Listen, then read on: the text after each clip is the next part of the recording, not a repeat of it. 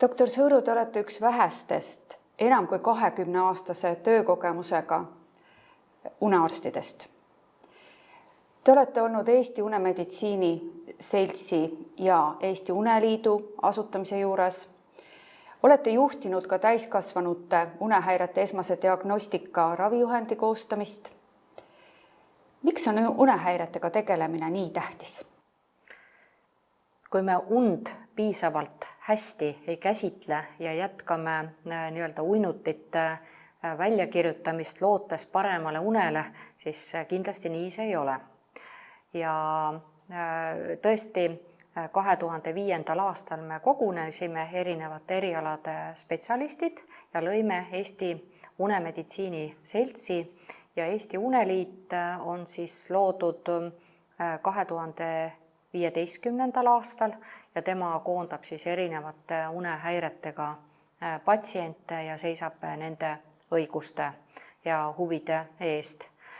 Unega tegelemine on oluline. Ta on oluline meditsiinile, ta on oluline majandusele, ta on oluline sellele inimesele endale. Ja mida parem uni, seda parem tervis. Ja kui me võtame näiteks võtame 80-aastase inimese, siis 80-aastaseks elades on ta maganud oma elust 26 aastat.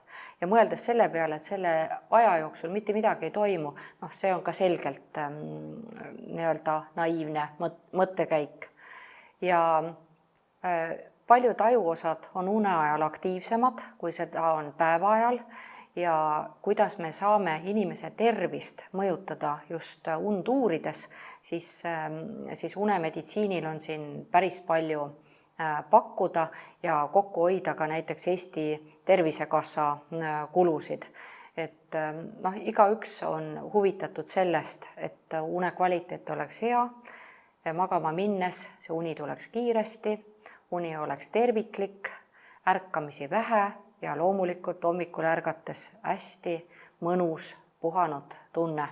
Ja väsimust ei oleks ja kehakaal oleks normaalne ja meil töös ja pereelus ja isiklikus elus kõik laabuks hästi ja me ravimeid ei peaks tarvitama.